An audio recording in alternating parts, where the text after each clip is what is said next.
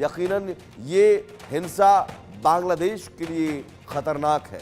तो बड़ी खबर, बांग्लादेश में एक बार फिर से हिंसा भड़क गई है। शेख मुजीबुर रहमान के घर पर आगजनी की गई, कट्टरपंथियों ने तोड़फोड़ की, आगजनी की।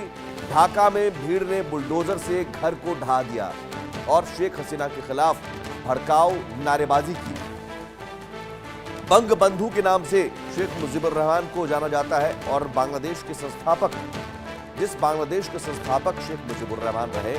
पहले आपने देखा जब मोहम्मद यूनुस सत्ता में आए, अंतरिम सरकार में मोहम्मद यूनुस आए, अंतरिम सरकार यूनुस की बनी, तो उस वक्त शेख मुजीबुर रहमान की मूर्ति को, प्रतिमा को तोड़ दिया गया।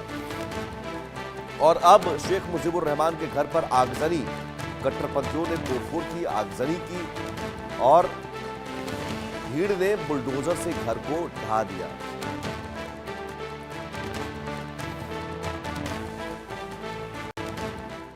तो बांग्लादेश में कैसे एक बार फिर से हिंसा भड़की है, आपको बताते हैं। संस्थापक बंग बंधु, जिन्हें आप शेख मुजीबुर रहमान, जिन्हें बंग बंधु कहा जाता है, उनके घर में तोड़फोड़ की गई, जिसकी तस्वीरें भी आपको दिखा रहे हैं। और शेख मुजीबुर रहमान के घर पर आगजनी की गई, कट्टरपंथियों ने तोड़फोड़ की, आगजनी की, शेख हसीना के खिलाफ भड़काऊ नारेबाजी की। शेख हसीना की पार्टी अवामी लीग पर बैन लगाने की मांग की गई और ढाका में भीड़ ने बुलडोजर से घर को ढा दिया। यह सब कुछ इसलिए हुआ क्योंकि शेख हसीना की पार्टी अवामी लीग ने फरवरी में आंदोलन का ऐलान किया था और इस आंदोलन से पहले ही मोहम्मद यूनुस डर गए, कट्टरपंथी डर गए, जमाती डर गए। और यही वजह है कि ये तस्वीरें, ये आगजनी, ये तोड़फोड़, इस आगजनी और तोड़फोड़ से क्या शेख हसीना और उनकी पार्टी को कमजोर किया जा सकता है? अवामी लीग के कार्यकर्ता अभी भी बांग्लादेश में मौजूद हैं और कह रहे हैं कि हम आंदोलन करेंगे। मोहम्मद यूनुस कब तक, आखिर कब तक इस तरह के आगजनी, तोड़फोड़, हिंसा का सहारा लेकर इन आंदोलन की आवाज को दबाते रहेंगे? और खुद छात्रों ने अब आंदोलन का ऐलान कर दिया है। तो यूनुस दरअसल खौफ में है, उन्हें डर है, दहशत में है वो। क्यों? शेख हसीना के फरवरी प्लान से। वो फरवरी प्लान क्या है आपको बताते हैं। फरवरी प्लान अवामी लीग के, ये 6 फरवरी प्लान से यूनुस सरकार डर गई। 6 फरवरी की तारीख अवामी लीग के जो प्रस्तावित देशव्यापी विरोध प्रदर्शन से पहले ये हिंसा और देशव्यापी विरोध प्रदर्शन का ऐलान किया गया। शेख हसीना की पार्टी ने आज बड़े आंदोलन का ऐलान किया था।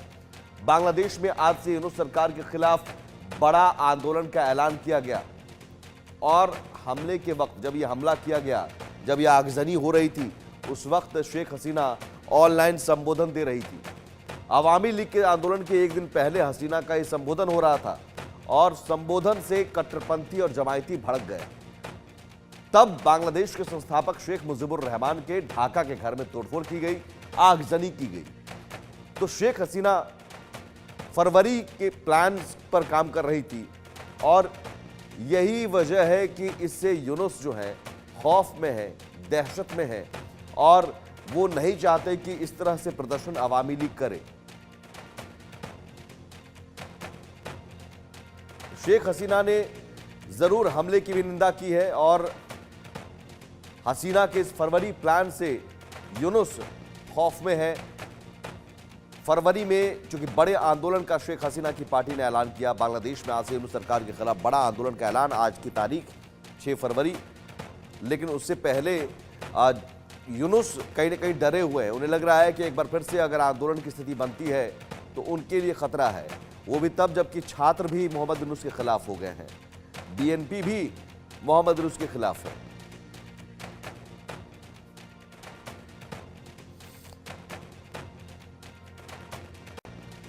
और इस बीच शेख हसीना ने यूनुस सरकार पर हमला बोला है। शेख हसीना ने कहा यूनुस ने लोकतांत्रिक अधिकारों को छीना है, सरकारी मशीनरी का दुरुपयोग कर रहे हैं यूनुस सरकार अवैध, असंवैधानिक और फांसीवादी है। यूनुस ने फायदे के लिए सत्ता पर कब्जा किया, अलोकतांत्रिक सरकार जनता के प्रति उदासीन। शेख हसीना ने इस हमले की निंदा की है और सीधे सीधे कहा कि ये फायदे के लिए सत्ता पर कब्जा किया है, अलोकतांत्रिक सरकार है, जनता के प्रति उदासीन। और ये रवैया मोहम्मद यूनुस का पहली बार नजर नहीं आया है। मोहम्मद यूनुस तो चाहते हैं, शेख हसीना के प्रत्यर्पण चाहते हैं, शेख हसीना को फांसी पर चढ़ाना चाहते हैं। वहां के कट्टरपंथी बार बार कह रहे हैं कि शेख हसीना को देश वापस लाओ, फांसी पर चढ़ाओ। कई मुकदमे लाद दिए गए, लेकिन कुछ भी नहीं हो पाया। तो अब ये बुलडोजर देखिए, ये नफरत है, ये हिंसा नफरत है दरअसल शेख हसीना के खिलाफ, शेख मुजीबुर रहमान के खिलाफ, क्योंकि कट्टरपंथी और जमातियों को पता है कि वो कुछ नहीं कर पाएंगे।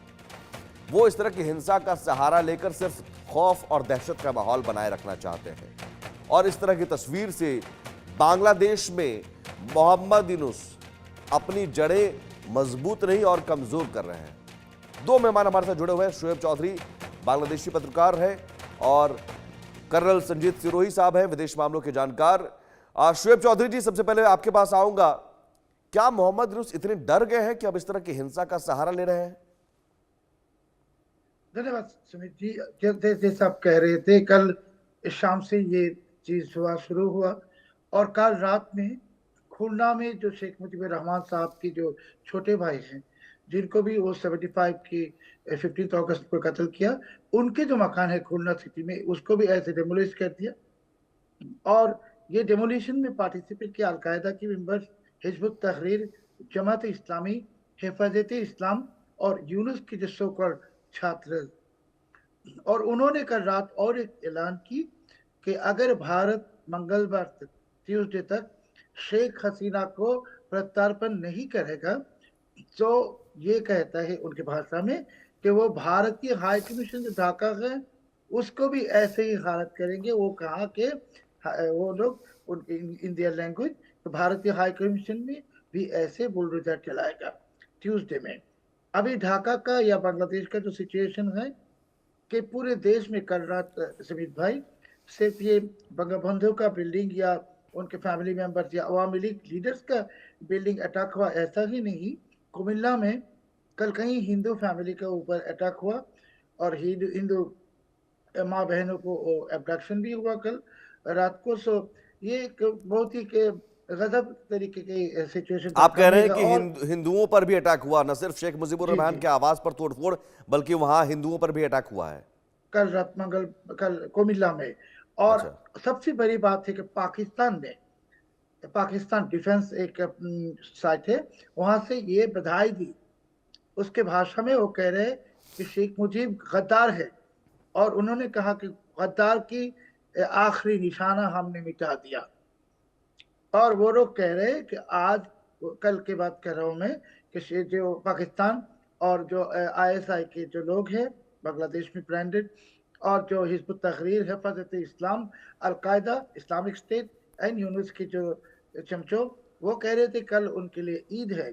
और उन्होंने कहा कि आज, अभी मैं आपको 10 मिनट आगे की एक खबर दे रहा हूँ, उन्होंने कहा कि ये भांग जो तोड़फोड़ शुरू हुआ, इनके भाषा में कह रहा है कि ये आंदोलन है।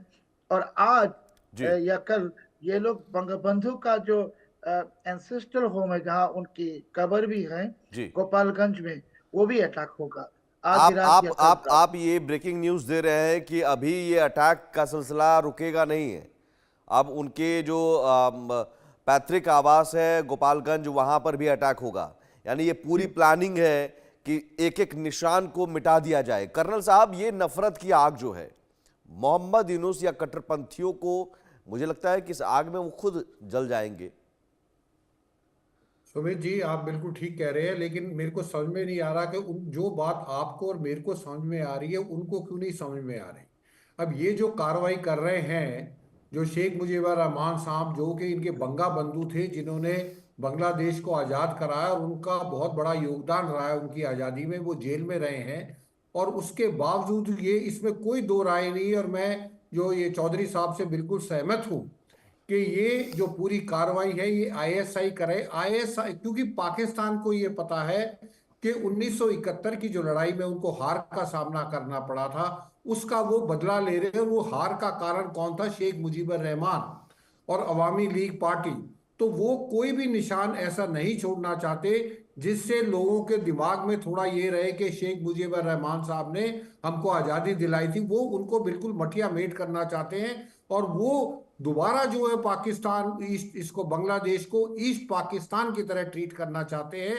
इसलिए वहां पे आप देखोगे जैसे ही शेख हसीना ने बोला कि भाई हम जो आंदोलन करेंगे, अवामी लीग आंदोलन करोगी, तो उससे पहले ही उन्होंने प्री एम्प्टिव जो है ये शुरू कर दिया कि उनके घर के ऊपर पूरा आगजनी कर दी, घर को बुलडोज कर दिया। और अवामी लीग का क्योंकि ताल्लुक वो सोचते कि हिंदुओं से है, तो जब भी शेख मुजीबुर रहमान या शेख हसीना के ऊपर कोई भी कार्रवाई होती है तो वो ये सोचते हैं कि ये हिंदू के साथ है, तो वो हिंदुओं के ऊपर भी कार्रवाई होती है। जी। तो इसमें कोई दो राय नहीं है कि मोहम्मद यूनुस साहब पूरे के पूरे बिक चुके हैं आईएसआई के हाथ। और वो जो है, क्योंकि मैं मान नहीं सकता कि जिस देश में शेख मुजीबुर रहमान का घर है और वहां के जो उस घर को पूरा तहस नहस किया जा रहा है, वहां पे फौज चुपचाप देख रही है। ये कैसी फौज है जो कि स्टूडेंट्स को कंट्रोल नहीं कर सकती, जो भी स्टूडेंट करना चाहे वो कर रहे हैं। तो इसमें यानी फौज का भी बकायदा हाथ है, बुलडोजर मोहम्मद लाया यूनुस जा का रहा है, यानी कि हाथ। ये मुझे लगता है इसमें सिस्टम भी इन्वॉल्व है। बिल्कुल 100% सिस्टम इन्वॉल्व है सुमित जी। ये ऐसे हो नहीं सकता कि सिस्टम की मर्जी के बगैर स्टूडेंट्स इतने खुल गए हैं कि वो जो चाहे करना चाहें। वो शेख मुजीबुर रहमान का घर भी छोड़ सकते हैं, उनका जो अब पुश्तैनी घर है जहां पे उनकी कब्र है उसके ऊपर भी अटैक करेंगे, इंडियन हाई कमीशन के ऊपर भी अटैक करेंगे। ऐसा क्या है? तो वहां पे जो गवर्नमेंट है या वहां की जो फौज है, जो पुलिस है, वो क्या कर रही है? एक म्यूट स्पेक्टेटर बन के बैठे हुए हैं। और इसमें कोई दो राय नहीं है कि पूरा का पूरा मामला आईएसआई के रावलपिंडी हेडक्वार्टर से चल रहा है और मोहम्मद यूनुस साहब उनके हाथों बिक गए हैं। क्यों बिके हैं ये तो आने वाला वक्त ही बताएगा। शोएब चौधरी सुमित जी। साहब, ये सवाल आप बेहतर जवाब दे सकते हैं कि क्या वाकई अब बांग्लादेश में मोहम्मद यूनुस को हम पपेट के तौर पर देख रहे हैं और दरअसल ये सब कुछ जो भी हो रहा है आईएसआई के इशारे पर हो रहा है? सुमित भाई देखिए, बांग्लादेश में आईएसआई का कब्जा जो है वो 5 अगस्त जब शेख हसीना ने बांग्लादेश छोड़ा उसी दिन से ये कब्जे में आ गया। और शेख हसीना के खिलाफ तो सो कॉल्ड तख्ता पलट की जो मूवमेंट हुआ उसके पीछे तो अमेरिकन डीप स्टेट थे, सोरोस थे और पाकिस्तानी आईएसआई थे। और आप हम कर्नल साहब सब जानते हैं कि पाकिस्तान तो एक्चुअली डीप स्टेट की एक तरीके की गुलाम है, उसको देख के ये काम करवाता है। और पाकिस्तान अभी चाहते हैं कि बांग्लादेश में जो 71 में जो हमारे जो लिबरेशन वॉर था उसमें जो पाकिस्तान की जो बेइज्जती हुआ उसके बदला लेने के लिए। और सुमित भाई, कर्नल साहब एकदम करेक्टली कह रहे थे कि ये जो चीज हो रहा है भांग तोड़ अभी भी आज भी चल रहा है। Just now I got the information, अभी भी चल रहा है। और इसके पीछे प्रशासन की तो सहमत है, जी। सहमत ही नहीं, कोऑपरेशन है, आर्मी का भी है। क्योंकि बांग्लादेश में अभी अलकायदा, हिजबुत तहरीर, जमात इस्लामी, हिफाजत इस्लाम एंड पाकिस्तानी आईएसआई ये सब मिलके ऐसे काम कर रहे हैं। और सबसे जो हैरानी की बात है सुमित भाई की, देखिए वो पब्लिकली वो कह रहे हैं कि Tuesday they will attack Indian high commission. Indian high commission is a diplomatic establishment in the country. ऐसे कोई नहीं कह सकता है नहीं, मगर कह रहा है। ये तो बहुत बड़ा थ्रेट है। आप कह रहे हैं कि मंगलवार को बाकायदा चेतावनी दी जा रही है कि वो इंडियन हाई कमीशन पर अटैक करेंगे अगर शेख हसीना को प्रत्यर्पण नहीं किया मंगल तक। सो ये तो हाँ, direct threat to India, very exactly dangerous. Exactly ये डायरेक्ट थ्रेट है इंडिया के लिए, डायरेक्ट अटैक है इंडिया पर।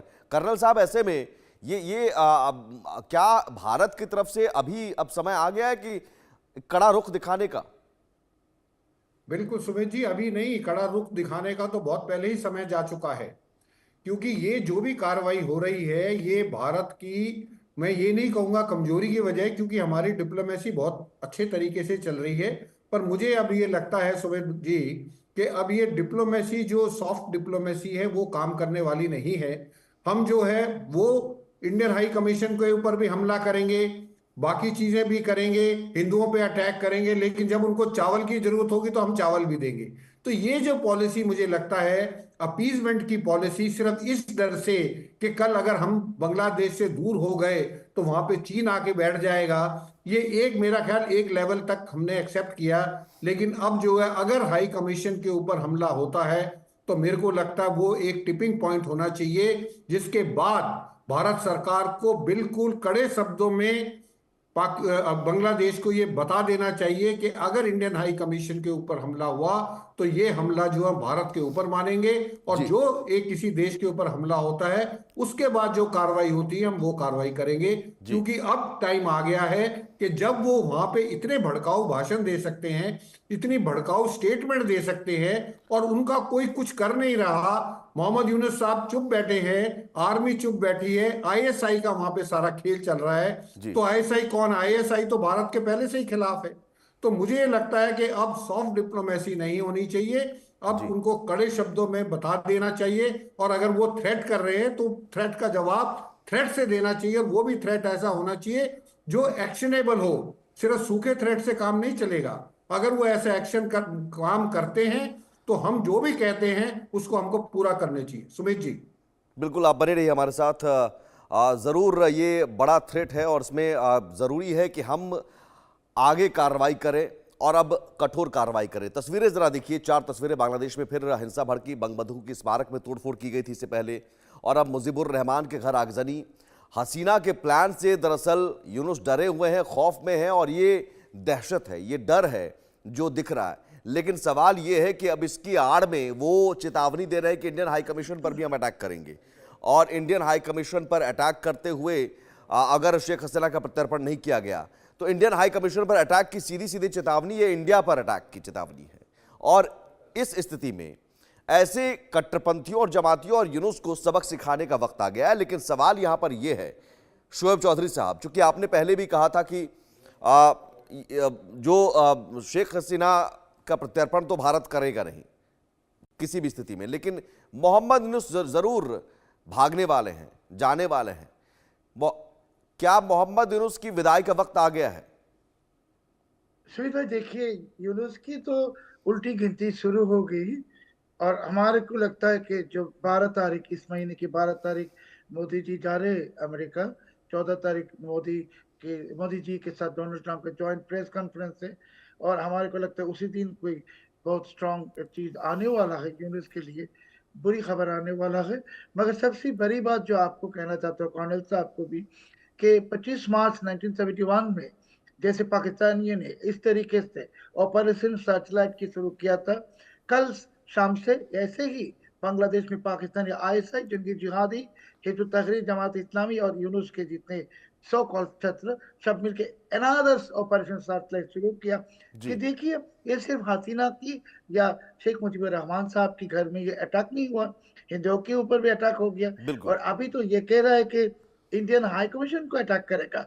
ये ऐलान जंग कर दी यूनुस ने। और जस्ट संडे रविवार को यूनुस ने लॉ एनफोर्समेंट कमेटी को कहा कि टेक प्रिपरेशंस फॉर वॉर। विनाश काले विपरीत बुद्धि, शोएब चौधरी साहब, कहावत है विनाश काले विपरीत बुद्धि। तो ये विपरीत बुद्धि है। मुझे लगता है कि अब, जैसा कर्नल साहब ने कहा भी कि सॉफ्ट डिप्लोमेसी का वक्त चला गया, और ज्यादा मैं हार्ड कहूं तो लातों के भूत बातों से नहीं मानते हैं, तो यहां बातें मुझे लगता है कि अब हो गई बहुत ज्यादा।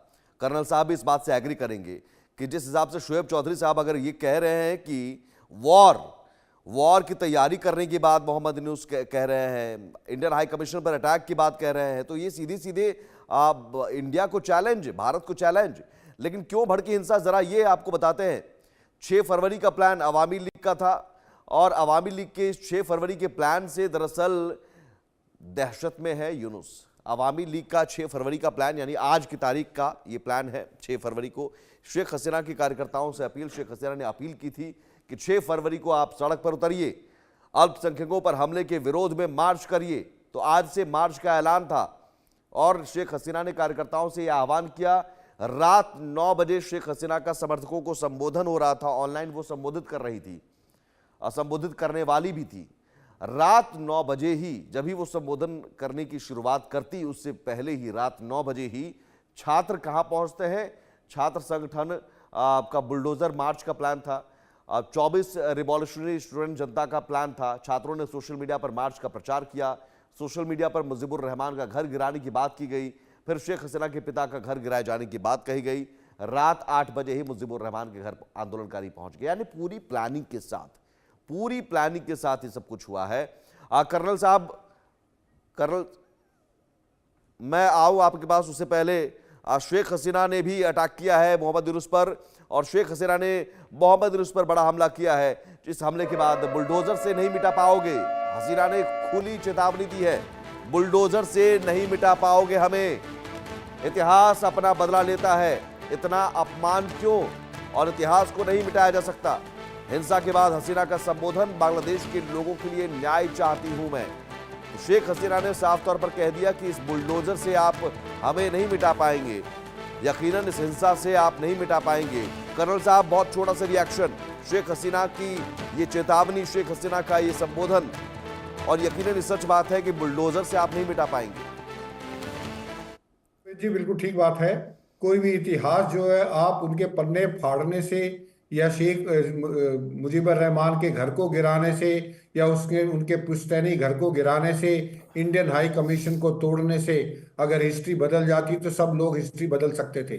लेकिन ये जितना काम मोहम्मद यूनुस साहब कर रहे हैं, मुझे लगता है जो हाथ शेख हसीना का हुआ था उनको छोड़ना पड़ा था, मेरे को लगता है मोहम्मद यूनुस साहब शायद बांग्लादेश को छोड़ भी नहीं पाएंगे। उनसे पहले ही बांग्लादेश में उनका जो है काम तमाम कर दिया जाएगा, क्योंकि ये कब तक ये जो आईएसआई और कब तक ये जो स्टूडेंट्स आप बोल रहे हैं कि स्टूडेंट्स को ऑर्गेनाइज किया गया है, ये स्टूडेंट्स खुद नहीं आए हैं, स्टूडेंट्स को लाया गया है। और जो लोग इतना काम कर रहे हैं उनका भी एक ना एक दिन अंत होगा, और वो ज्यादा दिन दूर नहीं है। बिल्कुल। तो ये शेख हसीना बिल्कुल ठीक कह रही।